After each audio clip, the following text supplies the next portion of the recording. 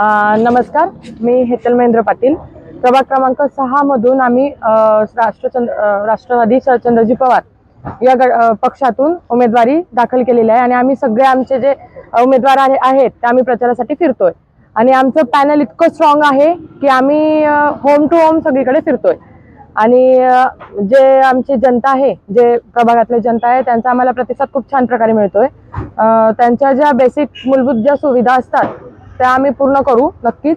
आणि शाहू नगर म्हटलं, टागोर नगर म्हटलं, इथील बऱ्याच समस्या आहेत ज्या आजपर्यंत कधीच पूर्ण झालेल्या नाहीत. त्यासाठी आम्ही त्यांना सांगितलेलं आहे आणि आम्ही आव्हान देतो की आम्ही तुमच्या सर्व समस्या सोडून देऊ.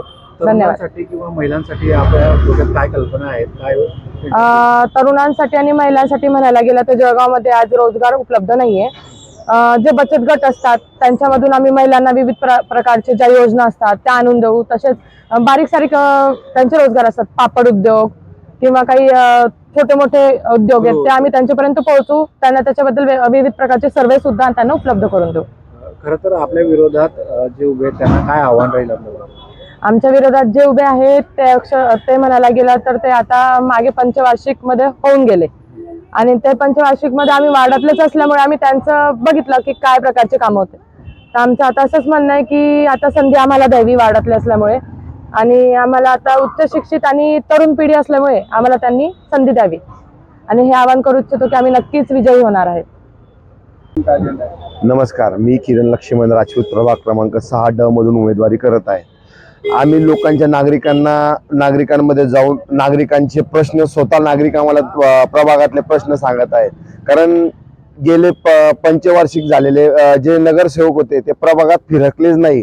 नागरिकांच्या अक्षरशः म्हणजे सांगताना त्यांचा रोज जो होता तो मागील नगरसेवकांवरच आहे आणि त्यांच्या प्रभागातील नागरिकांच्या ज्या समस्या आहेत त्याही आम्ही त्यांच्याबरोबर प्रचार करत असताना जाणून घेत आहेत.